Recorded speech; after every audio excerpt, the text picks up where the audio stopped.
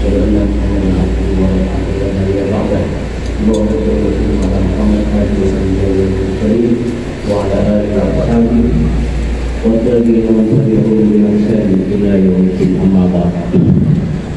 Ibu Ibu Rahman yang dirahmati Allah, hari ini kita sedang mengingatkan kembali manasik yang pernah kami berikan sebelumnya, agar Bapak Ibu bisa kembali mengingat apa-apa yang akan dilaksanakan ataupun apa yang harus dikerjakan, sehingga manasik kita betul-betul sesuai dengan sunnahnya Rasulullah SAW.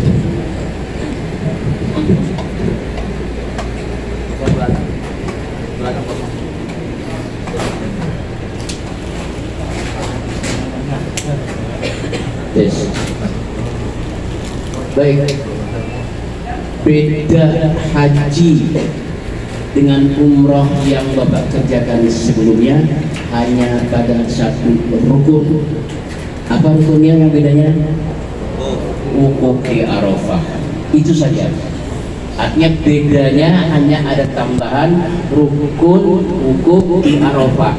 Artinya kalau 5 ini Bapak Ibu kerjakan, itu rukunnya sudah terpenuhi.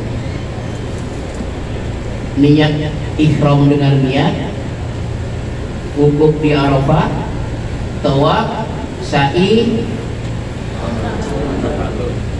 itu rukunnya haji. Ihram dengan niat wukuf di Arafah, tawaf, sa'i, potong rambut. Sekarang kita mulai. Besok insya Allah berjalan sehat semua. Harus, karena kesehatan kita mahkota. Pertama, besok kita akan melakukan mulai sudah berihram. Mulai berihram. Start bis jam 10. Bis bergerak jam 10. Berarti Bapak Ibu berkumpul di sini sudah mulai jam 9. Itu ada nanti wasiat-wasiat yang kami sampaikan. Sudah keadaan ihram. Kami ajari niatnya dari sini. Sholat sunnah, ihram dari sini. Sebelum ihram sudah dimulai dengan potong. Sudah dipotong?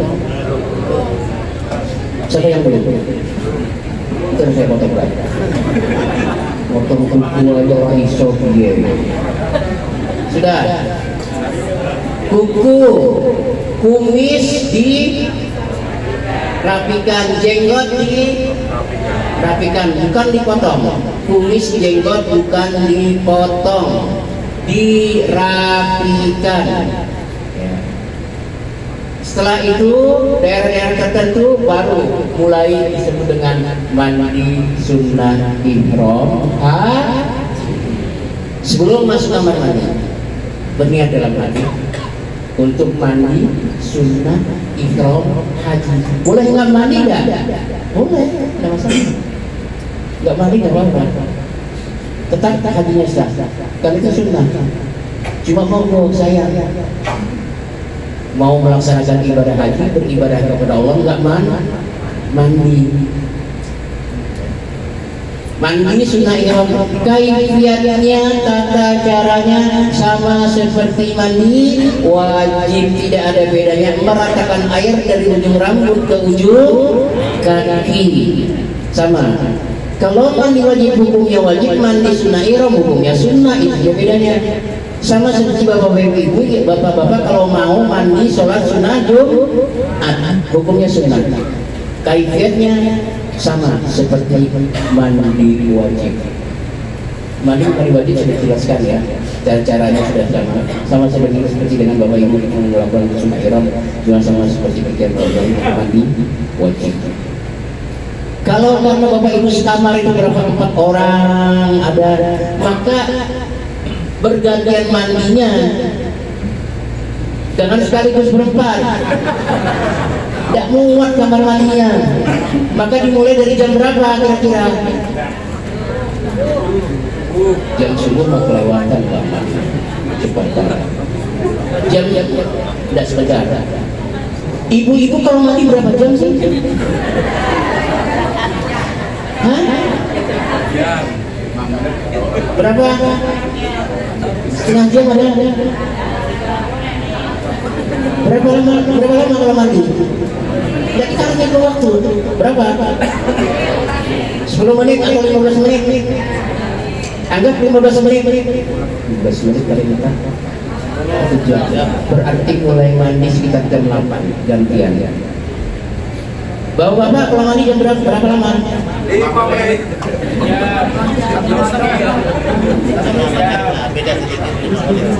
Mau tidak mau jam 9 sudah ada di sini. Artinya ketika Bapak Ibu mandi langsung pakai ihram, awas. Silahkan pakaian ihram dan badan diwangi-wangi. Awas, sunnah Rasulullah SAW. Ingat, wangi-wangian tidak dibolehkan kalau sudah niat. Bukan kalau sudah ihram, ada yang sudah ihram. Kalau lupa pelajaran saya. Ada dua versi, ada sudah ihram, ada sudah niat. Yang betul sudah niat. Kalau sudah niat, wangi-wangiannya enggak boleh sama sekali. Jadi wangi-wangi itu dibolehkan sebelum niat. Jadi kain ihram, baju ihram ibu-ibu silahkan diwangi-wangi. Badan bapak ibu silahkan diwangi-wangi sebelum dipakai ihramnya boleh. Silahkan. Dengan wangi-wangi yang sedang saja, tidak terlalu berlebihan. Ya. Saya kira itu paham sekali. Setelah itu mandi pakaian ihram. Jam 9 semuanya suruh ke sini, turun. Tidak perlu kami perintahkan. Turun, ketika sampai di musola tidak perlu kami perintahkan lagi, langsung sholat sunnah ihram 2 rakaat. Sholat sunnah ihram 2 rakaat. Langsung. Jadi gak usah nunggu siapa lagi. Yang datang sholat sunnah ihram 2 rakaat. Awas belum niat. Sholat sunnah ihram 2 rakaat. Kalau bisa berniatnya secara pribadi, ketika bapak ibu sholat sunnah ihram 2 rakaat, itu adalah waktu sholat duha, betul sekali. Maka alangkah bagusnya sholat duha atau sholat sunnah ihram dulu dahulukan. Pertanyaannya, keadaan kita sekarang dalam ihram, alangkah bagusnya sholat sunnah ihram dulu 2 rakaat, ada waktu lagi sholat duha 2 rakaat. Kalau mau 4 rakaat silahkan, mau 6 rakaat silahkan, mau 8 rakaat silahkan. Minimal 2 rakaat. Kalau saya biasanya hanya 4 rakaat saja, 2 rakaat. Kalau bapak ibu ini silahkan. Artinya sholat sunnah ihram 2 rakaat, sholat duha 2 rakaat. Anggaplah bapak ibu sama saya. Sholat sunnah ihramnya, sholat duhanya 4 rakaat, 2 rakaat. Setelah itu berdoa. Hubungan dengan Allah bapak ibu sendiri yang lebih tahu, sudah tahu. Habis berdoa, kalau masih bisa berniat secara pribadi, walaupun nanti kami pimpin niat secara jamaah seluruhnya, alangkah bagusnya bapak ibu berniat secara pribadi. Masih dalam posisi menghadap kiblat, habis berdoa ucapkanlah labbaik Allahumma hajjan, labbaik Allahumma hajjan. Atau di buku ada lagi kalimat lain, nawaitul hajja wal ahramtu biha lillahi ta'ala. Jangan dipakai teman, jangan dipakai. Cukup dengan labbaik Allahumma hajjan. Bagi yang berhaji untuk pribadi. Sedangkan orang yang berhaji untuk orang lain, seperti saya, Abdul Rahman menghajikan orang lain, saya misalnya, labbaik Allahumma hajjan badalan an. Seperti harian iya, Nur Hayanto bin Misti, itu saya. Labbaik Allahumma hajjan badalan an. Hurian Nur Hayanto bin Misdi. Ada kalimat itu. Ada yang menghajikan orang lain itu selain saya, Ustaz Abdurrahman mungkin yang saya ada dokter ngaji orang lain juga ya sana. Jadi labbaik Allahumma hajjan badalan an siapa namanya? Orang yang menghajikan orang lain otomatis dia mendapat pahala, orang yang dihajikan otomatis mendapat pahala. Itu istilah haji badalan. Berniat untuk diri sendiri atau orang lain tergantung siapa yang dihajikan. Setelah selesai berniat, Bapak Ibu yang di tempat tunggu perintah kami. Ya. Nanti kami turun jam 10 kami perhatikan siapa yang belum sholat. Nanti sebelum berangkat baru kami akan umumkan sama-sama niat secara bersama-sama. Kita ucapkan sama-sama biar kami adil tahu bahwa itu sudah berniat. Walaupun sudah berniat secara pribadi, mengkhawatir diri kami atau ada yang terlupa, maka kami pimpin niat secara jamaah.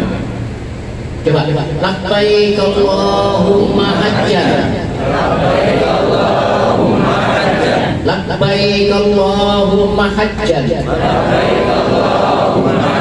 labbaik Allahumma hajjan, labbaik Allahumma hajjan. Setelah itu Bapak Ibu tetap di sini dengan jumlah 170.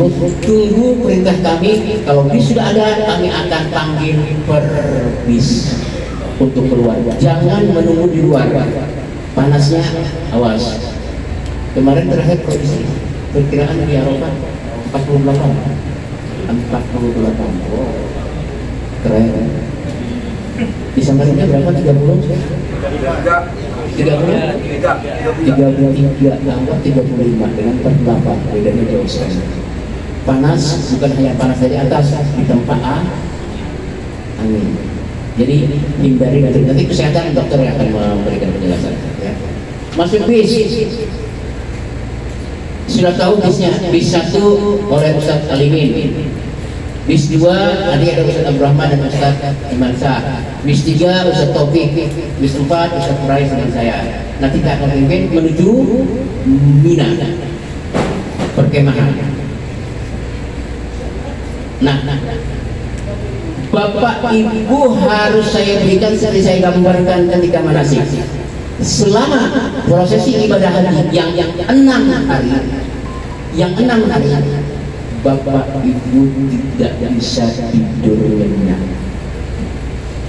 Jangan bandingkan, jangan bayangkan seperti saya di hotel sekarang ini. AC sekarang, ada kasut, jangan bayangkan. Harus saya sampaikan dari sekarang. Perjuangan kita haji seperti itu.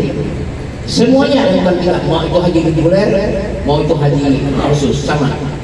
Cuma kita bedanya mungkin karena dekat saja dengan pelontaran, kemudian konsumsinya mungkin disiapkan dengan itu saja. Kalau ibadah hajinya keadaannya sama, panasnya sama, tidak ada bedanya. Nanti kalau haji terus panasnya enggak 48, cuma 25, enak aja. Memang situ yang ngatur cuaca.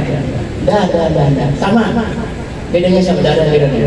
Nah, keadaan kondisi di lapangan, saya berikan bayangan. Tidak seenak ketika Bapak Ibu tinggal di hotel ini, apalagi nanti tinggal hotel jam-jam. Tidur Bapak Ibu bisa dikatakan sedikit dan mencari tidur untuk sedikit itu sulit. Jangan dibayangkan. Kasur yang dapat belum tentu satu orang satu kasur. Wah, saya sampaikan dari sekarang. Belum tentu satu orang satu kasur sekarang ini. Karena paling banyak selama ibadah haji berapa puluh tahun dari dulu sampai sekarang, paling banyak tahun ini. Paling banyak tahun ini. Indonesia paling banyak tahun ini. Semua seluruh dunia paling banyak tahun ini yang diberikan oleh pemerintah Saudi Arabia. Akhirnya apa? Bapak Ibu mungkin baca berita bahwasanya jamaah haji reguler kurang lebih sekitar hampir 30-40 ribu. Mabit di Musdalifahnya, mabit murur istilahnya, seperti jamaah haji ONH khusus kita. Mereka tidak turun di Musdalifah, tapi hanya berada dalam bis, ketika berada di Musdalifah, bis masuk Musdalifah, mereka berniat sengaja aku mabit di Mina lillahi ta'ala, tidak turun. Kenapa? Kondisi penuhnya sesaknya Musdalifah. Itu bertolak pemerintah Kemenang mengadakan keputusan. Ada 40.000 jamaah Indonesia terkena urur. Mabitnya tidak turun dari bis bermalam di Mina, tapi langsung dalam bis ketika melewati Musdalifah berniat langsung Mekah. Yang kedua, ada keputusan Kemenang yang sudah dibaca, mungkin istilah tanazul di Mina. Tanazul di Mina artinya mereka tidak menginap di Mina, tapi menginap di hotel yang mereka ada sekarang. Dengan ketentuan hotel mereka itu dekat dengan pelontaran. Jadi mereka nggak pindah di Mina, mereka di pelontaran saja, di hotel saja. Kenapa? Karena padatnya Mina. Tapi Bapak Ibu jangan dianggap hotel mereka itu dekat dengan pelontaran, dekat dalam arti dekat, jangan dekat kira-kira sekilo 2 kilo, jangan dikatakan demikian. Misalnya mereka ada yang tinggal daerah Sisa gitu, itu memang turun dari pelontaran langsung ke Sisa, itu bukan sekilo 2 kilo, lumayan bolak balik. Mereka biasanya seperti itu. Setelah asar mereka masuk Mina, nanti setelah jam 12 malam, jam 1 mereka turun melontar, balik langsung ke hotel. Terus di mana mereka menginap yang antara habis asar tadi? Bergerombolan di mana-mana. Anda di tempat penginapan Mina aja mereka. Karena sesaknya Mina dengan jumlah sekarang. Sekarang nggak salah jumlah kita 240 ditambah 20.000. Seluruh dunia ditambah oleh pemerintah Saudi Arabia. Bisa bayangkan. Mungkin 3,5 juta penduduk Samarinda nggak sampai 1 juta kan penduduk Samarinda, apa orang ada 1 juta nggak tinggal Samarinda? Sampai 900. Nyampe dah? 900 ribu aja. Ini 3,5 juta ngumpul, bisa dibayangkan. Jadi Mina itu padat, Musdalifah padat, akhirnya kita bisa mengambil untuk air gulai. Nah kita kemungkinan besar, dan saya sudah dapat info di Mina yang padat demikian, walaupun kita cuma dekat dengan pelontaran, tapi tetap dengan kemahan yang sama dengan perkemahan nggak ada bedanya ya. Kalau reguler dengan udah kemahnya sama yang sudah ada terpancang di Mina itu sama-sama ya. Asing juga sama, mungkin bedanya hanya makanan konsumsi saja dan dengan jarak dekatnya itu padat. Jadi nanti sampai di Mina, Bapak Ibu, kalau tahun kemarin ada as-as itu saksinya, tahun kemarin Musa Abdurrahman juga ada. Kasur yang ada di dalam tempat kemah kami keluarkan. Karena padatnya kasur itu menyebabkan kita sulit bergerak. Apalagi sholat, saya bergerak di kasur, bergoyang, jatuh. Akhirnya kasur kami keluarkan. Tapi ini belum tentu keadaan di sana. Kalau kasurnya memang tetap bisa kita gunakan, kita gunakan. Tahun kemarin kasurnya kita keluarkan, selimut yang tebal itu kita jadikan alat di bawah. Ya, di bawah. Itu untuk Bapak Ibu biar bisa sama-sama. Sebab kalau satu kasur, satu orang nggak dapat, pasti ada yang nggak dapat. Pasti, saya katakan pasti. Tapi kalau memang nanti kita atur bisa, kasurnya kita biarkan aja di situ, tapi risikonya ada. Padat betul gitu. Kasurnya ada di situ, nanti kita atur per 4 kasur 5 orang. Bisa tidak? Harus bisa. Karena itu risiko kita ambil. Mau tidak mau. Ya. Jadi kasurnya nanti seperti itu. Tahun kemarin kasurnya kami keluarkan bukan hanya kasur di Mina. Kasur di Arafah pun kami keluarkan. Kami nggak pakai kasur. Selimut yang tebal itu kami cukup kayak di bawah. Karena dia sudah ada tambal dan selimut insya Allah kita tidur aman. Bapak Ibu itu pakai kasur. Sekarang pakai kasur. Tanya Alimin, tanya Quraisy, tanya Setopik. Kok Ustaz ini tidur pakai kasur enggak? Tanya. Pakai kasur enggak Ustaz? Saya pakai kasur enggak tidur? Ya. Kenapa dia pakai kasur? Memang nggak ada kasurnya. Mau pakai kasur apa? Memang nggak ada kasurnya. Ya, bisa dibayangkan ya, perempuan paling banyak ini. Jadi nanti tidurnya di Mina, di Arafah, itu jangan seenaknya tidur di hotel seperti ini atau pulmen jam-jam. Bapak Ibu bisa bolak-balik kiri kanan, peluk sana, peluk sini. Jangan. Mau meluk atau peluk siapa? Ya. Jelas ya. Ini info yang sudah masuk ke saya. Secara pribadi, mungkin pengurus lain sudah ada yang masuk. Jadi nanti di sana, di Mina terutama, nanti ketika besok pertama langsung di Mina, itu per 4 kasur 5, karena kasur itu disusun rapat seperti ini, jadi ya hitung-hitung saja lah. Ya. Dan tidurnya jangan bergerak, tidur diam aja. Tapi manusia tidak semuanya seperti itu. Ada yang tidurnya tidur gagah itu ada, ya. Ninjak orang, janganlah ya. Pokoknya usahakan. Makanya saya katakan tadi, ini perjuangan selama 6 hari, tidak main-main. Hati Bapak Ibu, lisan Bapak Ibu, gerak-gerik tangan Bapak Ibu harus hanya karena Allah Subhanahu wa Ta'ala. Itu saya ingatkan selama 6 hari. Jangan sampai ada hati menggerutu, jangan. Lisan jangan. Kalau Bapak Ibu tanya, kalau petugas lain, saya ada saksinya Bu Ambo itu, Pak Ambo. Kami yang tidur tahun kemarin ada As'ad. Kami tidur di mana? Mau tahu? Di Mina itu. Di tenda, enak aja di tenda. Di depan, di luar masih penting. Di depan WC. Loh, itu ibu saksi tahun berapa itu sama-sama ibu sama bapak? Di depan WC. Saking nggak ada tempat petugas.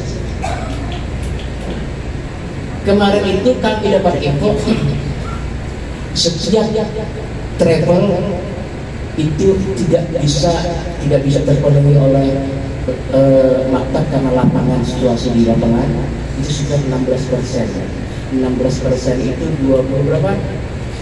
26, 27 anggaplah kami petugas ini 9, 27 kurang 9, 18 jamaah itu nanti yang disusun betul-betul yang saya katakan tadi 4 kasur 5 orang.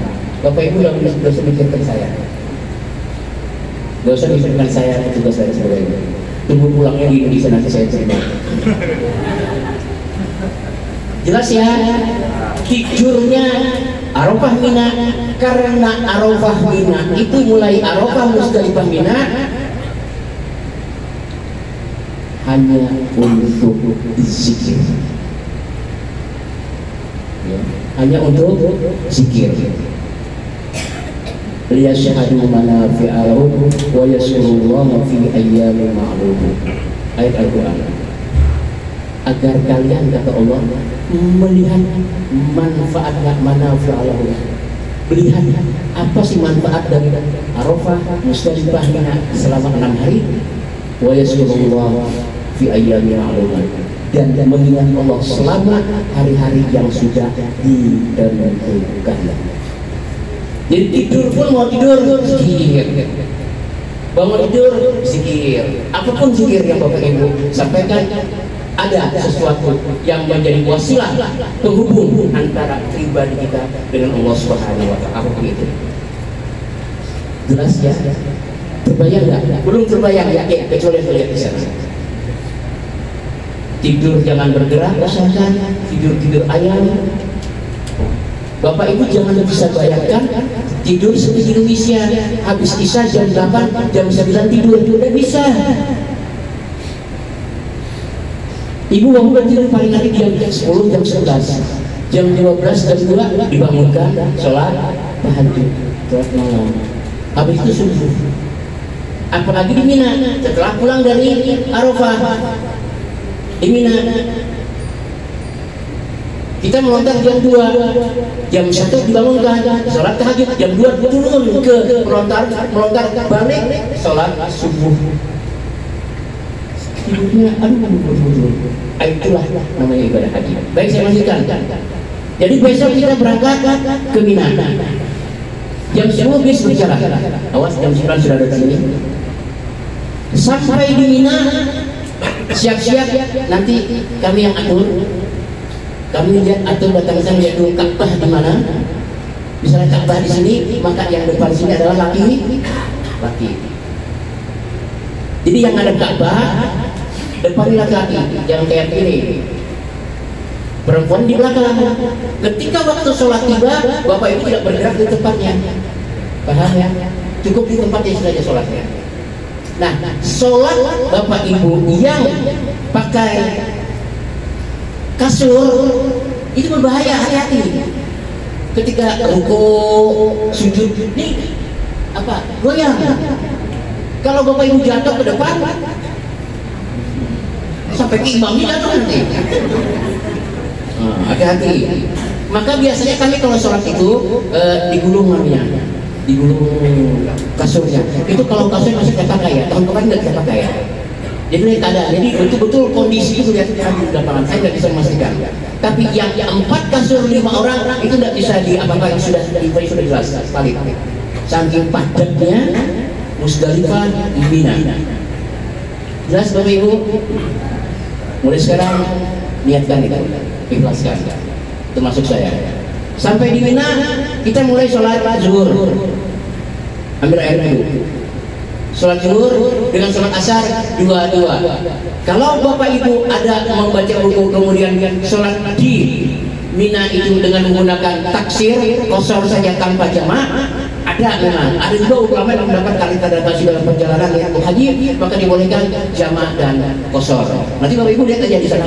Ada orang yang sholat zuhur 2 rakaat, nanti sholat asar 2 rakaat lagi. Mereka waktunya sesuaikan, tapi di kosornya saja, bukan di jamaah. Kita melihat keadaan biasanya panas yang begitu tidak memungkinkan kita untuk keluar kemah beberapa kali, maka kita ambil biasanya tiap tahun menggunakan jamaah kosor.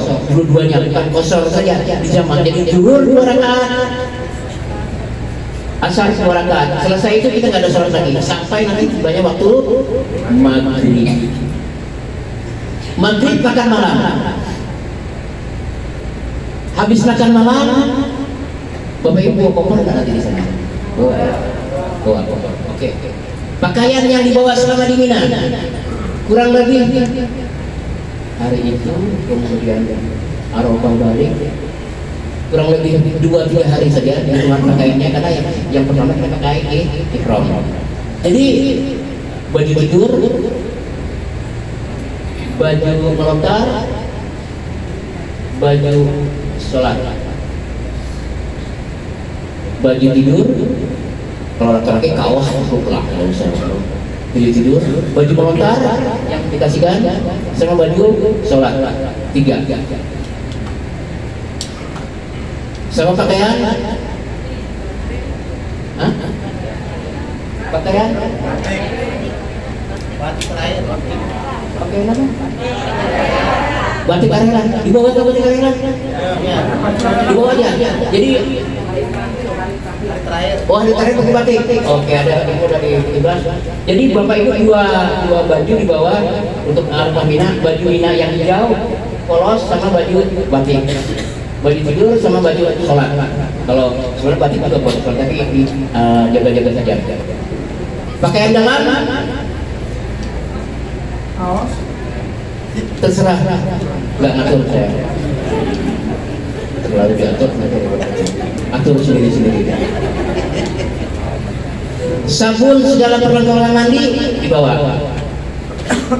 Minimal ketika kita dari Arafah habis tahallul mandi.